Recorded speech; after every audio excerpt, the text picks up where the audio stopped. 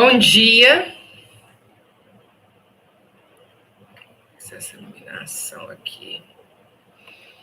Bom dia a todas, sejam bem-vindas a esse nosso encontro, 9h30 da manhã, para leitura e estudo do livro Quebrando o Hábito de Ser Você Mesmo, do Joe Dispenza. Eu tinha começado um vídeo, mas eu acabei encerrando, porque eu tive que só ajustar a luz aqui e achei melhor cortar. Mas sejam bem-vindas. Queria saber se vocês estão me ouvindo bem, se o som está bom, se está legal, se está bacana. Estão dando para me ver direitinho. E vamos lá, então, né? Bom dia a todas que estão chegando aí. Então, vamos continuar com a leitura e o estudo do capítulo 2 do livro Quebrando o Hábito de Ser Você Mesmo, do Joe Dispenza, né? Bom dia, Kátia.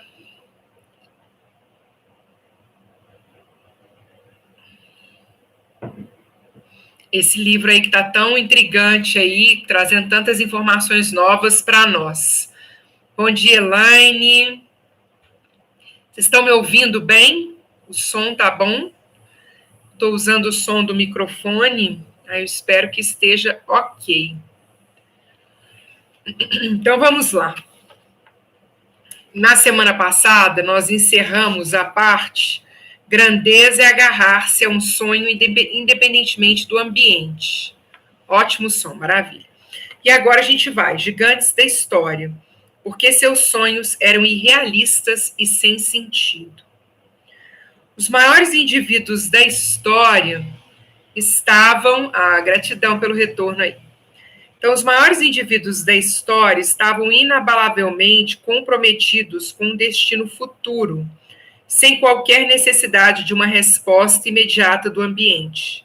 Para eles, não importava que ainda não tivessem recebido alguma indicação sensorial ou prova física da mudança que queriam. Então, isso aqui, eu sugiro até que vocês marquem, eu vou até marcar. Para eles, não importava que ainda não tivessem recebido alguma indicação sensorial ou prova física da mudança que queriam. Não importava. Isso não era importante. Devem ter mentalizado diariamente a realidade que eles enfocavam. Suas mentes estavam à frente de seu ambiente natural, pois o ambiente em que se encontravam não mais controlava seus pensamentos. Onde eu estou, o que está acontecendo de fora de mim, não define, não controla os meus pensamentos. Bom dia, Kiara. Bom dia, Roselaine. Sejam bem-vindas. Na verdade, eles estavam à frente de seu tempo. Então, isso eu até li na semana passada, vou reler para a gente fortalecer essa energia enquanto vocês estão chegando aí também. Bom dia, Alessandra. Seja bem-vinda. Outro elemento fundamental compartilhado por todos esses personagens célebres é que tinham claro em mente exatamente o que queriam que acontecesse.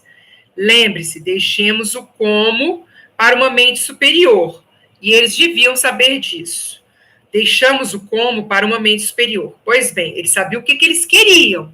Como eles iam alcançar não é da alçada deles. Como que a gente quer, aquilo que a gente quer, como que isso vai chegar até nós, não está no nosso controle, ok? Então, bom dia, bom dia. Pois bem, algumas pessoas da época podem tê-los chamados de irrealistas. De fato, eles eram completamente realistas, bem como seus sonhos.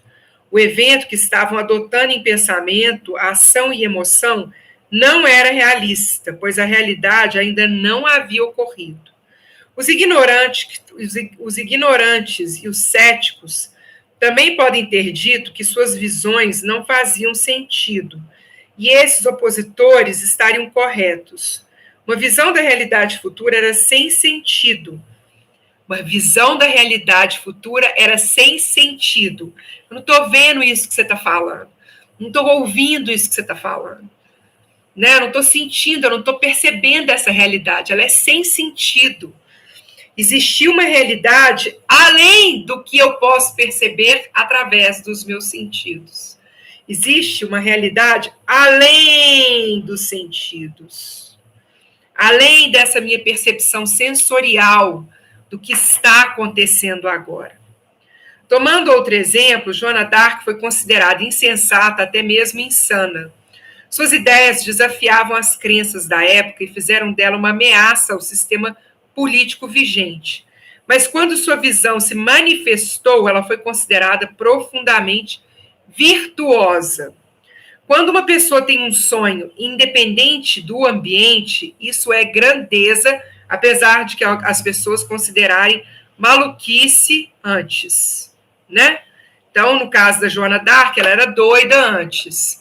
Se você falar que você vai ter uma grande conquista a partir daquilo que você tem pedido, aquilo que você tem sonhado para você, você vai ser considerado doido inicialmente.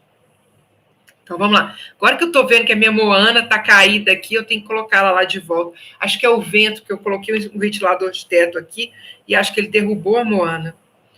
Então, vamos lá. A seguir, veremos que superar o ambiente está indissociavelmente ligado a superar o corpo e o tempo. No caso de Gandhi, ele não foi influenciado pelo que estava acontecendo em seu mundo exterior, ambiente. Não se preocupou com o que sentia e o que aconteceria com ele, corpo.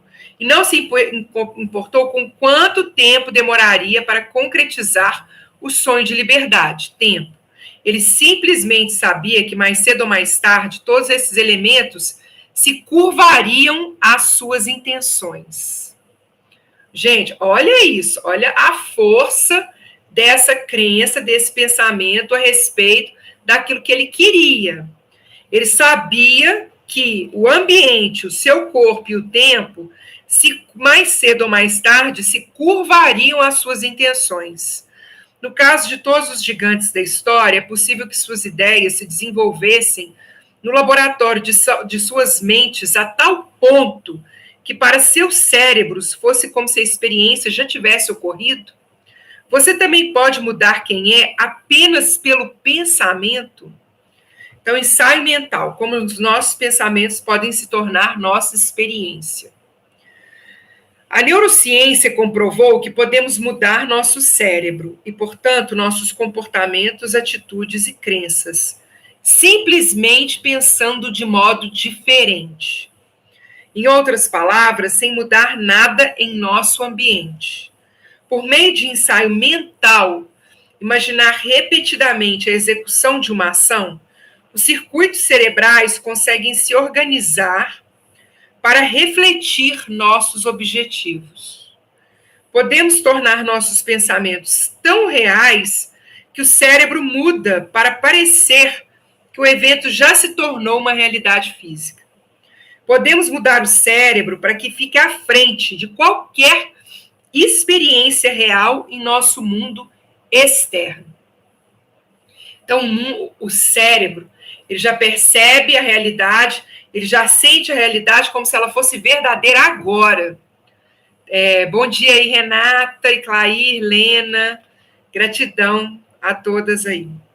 Aqui está um exemplo. Em Evolve Your Brain, discuto como indivíduos de uma pesquisa que ensaiaram exercícios ao piano mentalmente para uma das mãos durante 2 horas ao dia por 5 dias, jamais realmente tocando nas teclas, exibiram praticamente as mesmas alterações cerebrais que as pessoas que fisicamente executaram movimentos idênticos dos dedos em um teclado de piano durante o mesmo período de tempo. Varreduras funcionais do cérebro mostraram que todos os participantes ativaram e expandiram grupamentos de neurônios na mesma área específica do cérebro. Em essência, o grupo que ensaiou mentalmente a prática de escalas e acordes desenvolveu praticamente o mesmo número de circuitos cerebrais que o grupo que se engajou fisicamente na atividade. Esse estudo demonstra 2 pontos importantes. Não só podemos mudar nosso cérebro simplesmente Se pensarmos de modo diferente, como, quando estamos focados e decididos, o cérebro não reconhece a diferença entre o mundo externo, o mundo interno da mente e o que experimentamos no ambiente externo. Nossos pensamentos podem se tornar nossa experiência. Nossos pensamentos podem se tornar nossa experiência. Olha só isso.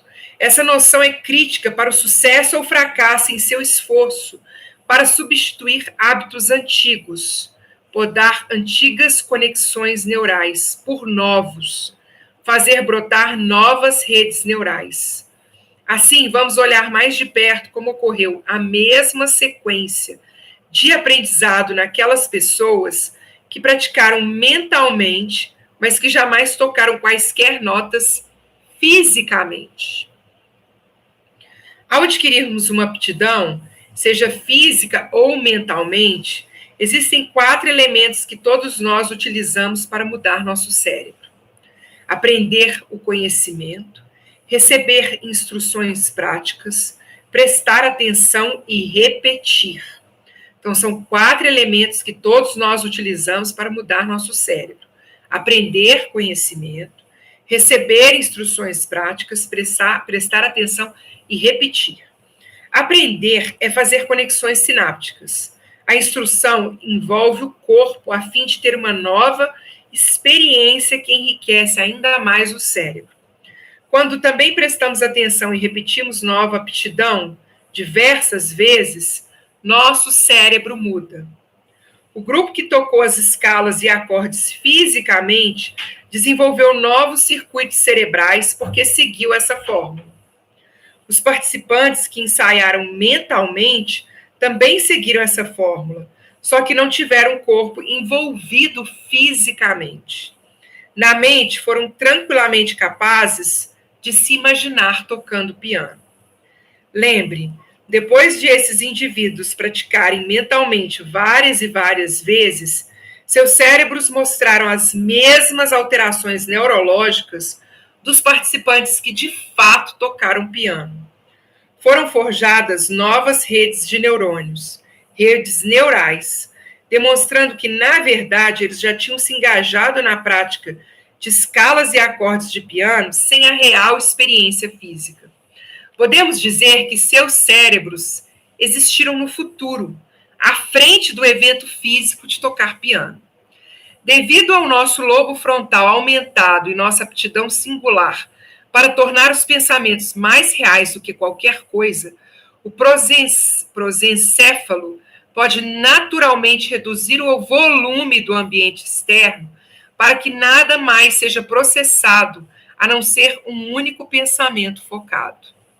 Esse tipo de processamento interno nos permite ficar tão envolvidos em nossas imagens mentais que o cérebro modifica suas conexões sem ter experimentado o evento real. Quando conseguimos mudar nossa mente independentemente do ambiente e a seguir adotar firmemente um ideal com a concentração sustentada, o cérebro fica à frente do ambiente. Isso é ensaio mental, uma ferramenta importante para quebrarmos o hábito de sermos nós mesmos. Se pensamos repetidamente em alguma coisa e excluímos todo o resto, chegamos ao ponto em que o pensamento se torna a experiência. É algo tão forte, é algo tão real, que é como se a gente tivesse realmente vivenciado essa experiência, mas não através dos nossos sentidos, mas através da ferramenta que processa esses sentidos, que é o nosso cérebro. A gente não vivencia, porque o que acontece? Nós vivenciamos as experiências, mas está tudo sendo processado pelo nosso cérebro. Aquilo que a gente percebe sensorialmente, quem processa isso é o cérebro. E o que nós estamos fazendo? A gente está fazendo o cérebro processar uma experiência que ainda não está presente no nosso mundo sensorial. Então, vamos lá. Então, se aplicamos o mesmo processo, ensaio mental em qualquer coisa que queremos fazer, podemos mudar o nosso cérebro, colocando à frente qualquer experiência concreta. Se conseguir influenciar seu cérebro para que mude antes de você experimentar um evento futuro desejado, você criará os circuitos neurais apropriados que lhe permitirão comportar-se alinhado à intenção antes dela se tornar realidade em sua vida. Então, você vai criar circuitos neurais que lhe permitirão comportar-se de uma forma alinhada, ok? A intenção antes dela se tornar realidade em sua vida. Mediante o ensaio mental repetido, de uma maneira melhor de pensar, agir ou ser, você instalará o hardware neural necessário para prepará-lo fisiologicamente, no corpo físico, para o novo evento. De fato, você fará mais do que isso. O hardware do cérebro, conforme a analogia que uso neste livro, refere-se às estruturas físicas e anatomia do conjunto até os neurônios. Então, se você mantém se instalando, reforçando e aprimorando seu hardware neurológico, o resultado final dessa repetição é uma rede neural. Na realidade, um novo programa de software. Então, você cria um novo programa de software para você. A exemplo dos softwares de computador, esse programa, por exemplo, um comportamento, atitude ou estado emocional, roda automaticamente. Assim, você cultiva o cérebro para ficar pronto para a nova experiência e, francamente, tem a mente a postos, de modo a poder enfrentar o desafio. Quando muda sua mente, seu cérebro muda. Quando muda seu cérebro, sua mente muda. Então, quando chegar a hora de demonstrar uma visão contrária às condições ambientais existentes, é bem possível que você já esteja preparado para pensar e agir com uma convicção firme e inabalável. De fato, quanto mais você formula uma imagem de seu comportamento em um evento futuro, mais fácil fica implementar um novo jeito de ser. Sendo assim, você consegue acreditar em um futuro que ainda não vê ou vivencia com seus sentidos, mas que visualizou tanto em sua mente que seu cérebro de fato mudou. Parecendo que a experiência já aconteceu antes. Peraí, vamos lá de novo. Sendo assim, você consegue acreditar em um futuro que ainda não vê ou vivencia com seus sentidos, mas que visualizou tanto em sua mente que seu cérebro de fato mudou, parecendo que a experiência já aconteceu antes do evento físico no ambiente externo? Se você consegue, então seu cérebro não é mais um registro do passado, mas se tornou um mapa do futuro. Agora que você sabe que pode mudar seu cérebro pensando de forma diferente, é possível mudar seu corpo também para parecer que ele teve uma experiência antes das circunstâncias reais pretendidas? Sua mente tem tamanho poder? Fique ligado. Então, agora a gente vai entrar no capítulo 3, que é o Superando o Seu Corpo, ok? Então, nós vamos já começar o capítulo 3 hoje. E eu quero só dar um exemplo aqui a respeito dessa questão de superação do ambiente e de vivenciarmos experiências em relação à lei da atração. Eu comentei no encontro que eu tive do Sagrado Feminino esse final de semana, na semana passada, na sexta-feira, com o grupo do Sagrado Feminino, que o grande problema do filme O Segredo e do livro O Segredo é que ele deu um pouco a impressão de que nós precisamos pensar a respeito daquilo que nós desejamos para a gente conquistar o que a gente deseja, né? Então, por exemplo, eu dei o exemplo de querer um carro novo. Vamos imaginar que eu quero uma BMW, tá?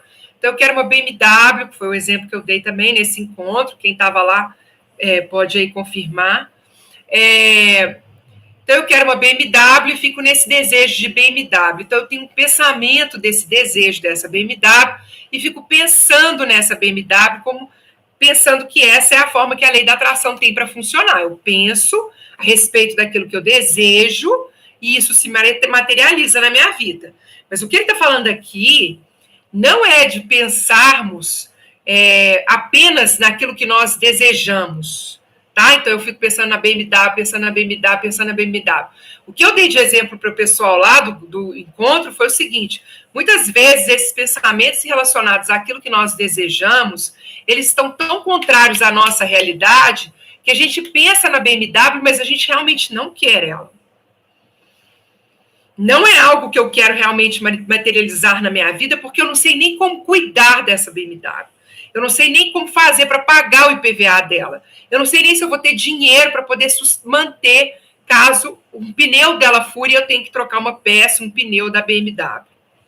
Então, existe uma resistência grande àquilo que nós desejamos, porque nós não somos ainda alguém que já é superior ao seu ambiente dentro desses nossos pensamentos. Lembra quando ele ensina para a filha dele lá como que faz para poder ser a pessoa que vai ter a experiência de vivenciar a ida à Itália com tudo pago, que ela tinha que pensar na pessoa que ela era, para que aquele desejo dela, que estava claro na mente dela, pudesse se materializar. Para que eu possa trazer e materializar a BMW na minha vida, eu não penso apenas na BMW. Eu penso na pessoa que eu sou quando eu conquisto essa BMW. Como que ela vai vir para a minha vida, não importa. Se vai ser um presente, se eu vou ganhar na loteria, se eu vou ganhar, sei lá, não importa se eu vou manifestar dinheiro o suficiente para receber essa BMW. O que importa é eu pensar como eu sou, quais são os pensamentos que eu tenho, quais são as crenças que eu tenho, qual é o dinheiro que eu tenho, quais são as minhas condições, o que eu sinto no momento em que essa BMW entra para a minha vida. Esse pensamento, esse exercício de você tocar o piano sem precisar tocar realmente nas teclas para que o cérebro se modifique, é porque eu estou colocando uma prática do pianista que eu quero me tornar, do que o pianista que eu quero ser, e isso está se transformando em algo real na minha mente. A mesma coisa, quando a gente fala de BMW, então vamos lá, você consegue se vestir e se dirigir a uma concessionária de BMW para você entrar dentro de um carro, para você conversar com o vendedor, para você agir como se fosse uma pessoa que estivesse escolhendo um carro, e dentre eles há essa opção da BMW, então você faz todo o movimento de alguém que tenha certeza de que essa BMW vai se manifestar em sua vida? Esse é o exercício. O que acontece? A gente resiste nesse movimento. A resistência começa aí. Porque se eu falo só, eu quero uma BMW, quero uma BMW, quero uma BMW, tudo que está presente, que eu percebo sensorialmente, eu pego a minha conta eu tiro o meu extrato, tá, bancário. E no meu extrato bancário eu vejo claramente, está na minha cara, que eu não tenho dinheiro para comprar a BMW. Então, se eu fico nessa realidade minha, que está expressando para mim aquilo que eu não sou capaz de fazer, aquilo que eu não sou capaz de conquistar, é impossível esse exercício aqui. O exercício eu trago essa BMW e trago também a pessoa que eu me torno, que eu tenho que me tornar para ter essa BMW na minha vida. Ok? Dúvidas?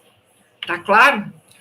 Então, gratidão, Darcione, bom dia. A Alessandra estava lá presente, acho que Clair também participou, não sei. Então, vamos lá, para o capítulo 3.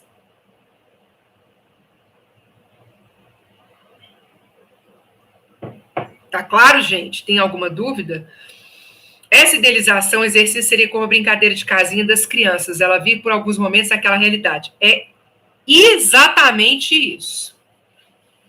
É aquilo que nós éramos capazes de fazer quando éramos crianças, que era entrar na história, na nossa imaginação, para que a gente vivenciasse aquilo, a gente vivencia aquela realidade.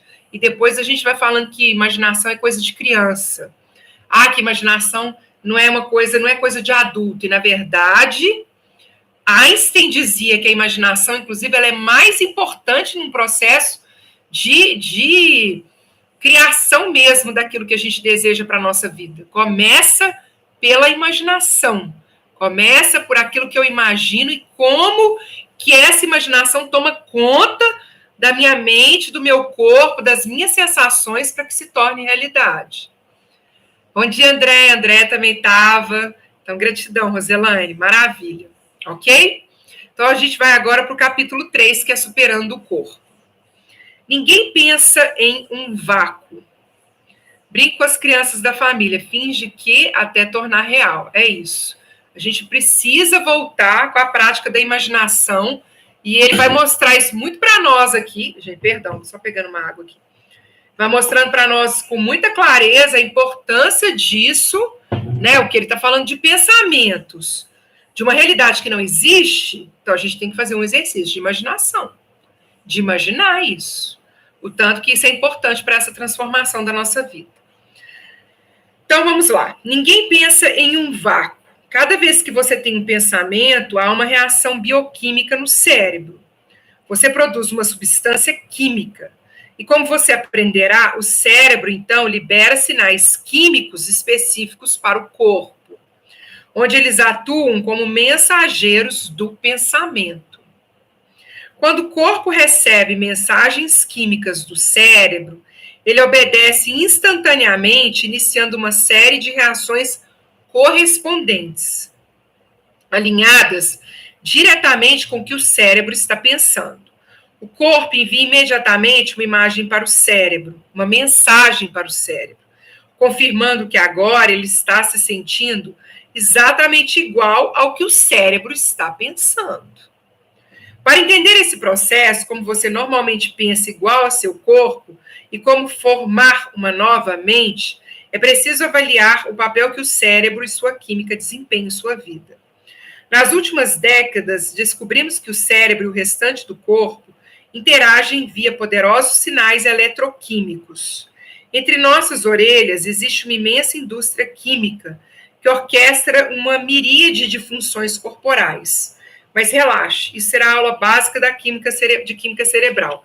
E você só precisará conhecer uns poucos termos. Todas as células possuem pontos receptores na superfície externa que recebem informações de fora de suas fronteiras. Quando ocorre uma correspondência na química, frequência e carga elétrica entre um ponto receptor e um sinal vindo de fora, a célula fica ligada para executar certas tarefas. Então, vou mostrar aqui para vocês as atividades celulares, que está aqui no livro. Atividades celulares. Uma célula com pontos receptores que recebe informação vital proveniente de fora da célula. O sinal pode influenciar a célula a executar uma miríade de funções biológicas, ok? Então, vamos ver se vocês vão conseguir ver isso aqui, meu Deus, será? Tá dando para ver? Se não der, eu vou fazer o seguinte, eu vou tirar uma foto e vou postar aqui no YouTube, tá? Mas a gente tem ligantes, células, núcleo celular, DNA e local receptor da célula. Então, deixa eu só apontar aqui para vocês, só para vocês terem uma ideia, tá? Então, esse aqui, ó, isso aqui, que está mostrando aqui, é o que vem de fora, né? Então, esse aqui é o ligante, tá? Essa base aqui é a célula. Então, isso aqui é a célula toda. Esse núcleo aquizinho que está mostrando o DNA da célula, que é isso aqui, tá? Esse é o DNA. Aqui, nós temos o local receptor da célula, que é esse buraquinho aqui, ó. O local receptor da célula, esse buraquinho aqui, ok? E esse é o núcleo da célula, esse escuro. Então, eu vou depois tirar a foto e deixar aí disponível para vocês. Neurotransmissores, neuropeptídeos e hormônios são as substâncias químicas de causa e efeito para a atividade cerebral e o funcionamento do corpo. Esses três tipos de substâncias químicas, chamadas ligantes, conectam-se e interagem com a célula ou a influenciam em questão de milissegundos. Neurotransmissores são mensageiros químicos que basicamente enviam sinais entre células nervosas, permitindo a comunicação entre o cérebro e o sistema nervoso. Existem diferentes tipos de neurotransmissores e cada um é responsável por uma atividade específica. Alguns estimulam o cérebro, outros o deprimem, enquanto outros nos deixam sonolentos ou despertos. Eles podem mandar um neurônio desprender-se de sua conexão atual ou fazê-lo colar-se melhor à presente conexão. Podem, inclusive, alterar a mensagem enquanto ela é enviada a um neurônio, reescrevendo-a, de modo que uma diferente mensagem seja entregue a todas as células nervosas conectadas. Neuropeptídeos, o segundo tipo de ligante, constituem a maioria dos mensageiros. A maior parte é produzida em uma estrutura do cérebro chamada hipotálamo. Estudos recentes mostram que nosso sistema imunológico também produz neuropeptídeos.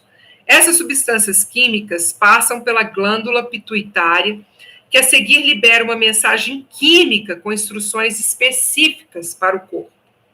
Quando os neuropeptídeos chegam à corrente sanguínea, acoplam-se às células de vários tecidos, principalmente glândulas, e então ativam o terceiro tipo de ligante, os hormônios, que posteriormente nos influenciam a sentir de determinadas maneiras. Os neuropeptídeos e os hormônios são as substâncias químicas responsáveis por nossos sentimentos. Para os nossos propósitos, pense nos neurotransmissores como mensageiros químicos, essencialmente do cérebro e da mente. Nos neuropeptídeos, como sinalizadores químicos, que servem de ponte entre o cérebro e o corpo, para nos fazer sentir da maneira como pensamos. E nos hormônios, como as substâncias químicas relacionadas aos sentimentos, principalmente no corpo. Ok? Então, cada um deles com a sua tarefa dentro desse processo todo de pensamento e de sensação. Então, os neurotransmissores são os mensageiros químicos que atuam basicamente no cérebro e na mente. Os neuropeptídeos constituem a maioria dos mensageiros que ligam as substâncias químicas, né, liberam mensagens químicas com instruções específicas para o corpo, chegam à corrente sanguínea e se ligam ao terceiro ligante, que são os hormônios, ok? E aí, amanhã, a gente continua com a visão geral do papel dos ligantes no cérebro e no corpo. Agora a gente sai da física e entra um pouquinho na química e biologia aqui. Então, essa é a foto aqui dessa imagem dos nossos ligantes aí, que a gente vai falar sobre eles na nosso encontro de amanhã, ok? Então, a gente vai ver aqui onde estão as glândulas. Eu vou tirar foto disso aqui também. Também vou disponibilizar aqui no YouTube, para que vocês já possam dar uma olhada aí nessa imagem, onde mostram as várias glândulas que nós temos no nosso corpo físico, ok? O PDF deste livro, vamos lá, está no seu arquivo no Facebook, procurei e não encontrei. Telegram tem o PDF do livro, se não encontrou no Facebook, vou dar uma olhada lá, porque se não tiver, eu subo ele hoje, tá? Eu achei que eu já tivesse subido, mas se não estiver lá, eu subo ele, normalmente fica lá na pasta de arquivos, ok? Então, queridas, muita gratidão pela presença de vocês, pela participação. Ok, Ana Beatriz, a gente está encerrando agora, e você pode acompanhar, então, depois, assistir depois. E nós, então, voltamos amanhã às 9h30, continuando o livro. Nós temos um encontro hoje às 19h30 no canal da Letícia Capelão e temos um encontro amanhã às 7h30 da manhã para a nossa meditação e retornamos às 9h30 ao vivo, continuando a leitura e o estudo do Quebrando o Hábito de Ser Você Mesmo, do Joe Dispenza. Gratidão pela presença de vocês, Mahalo de coração, um dia de muita luz e bênçãos. Já vou lá no Facebook agora olhar a questão do livro. Então, daqui uns 15 minutinhos, vocês podem entrar lá, que já vai estar lá, ok? E nós vamos nos falando, então, e até amanhã. O pessoal que não deixou o like, Deixem seus likes agora que o vídeo encerrou, né? Deixem seus likes, se inscrevam no canal quem ainda não se inscreveu, ativa o sininho para vocês serem informados quando tem vídeo novo aqui no canal. E até amanhã, 9h30 da manhã. Mahalo, aloha, tchau, tchau. Um dia de muitas bênçãos para todas nós. Tchau, tchau.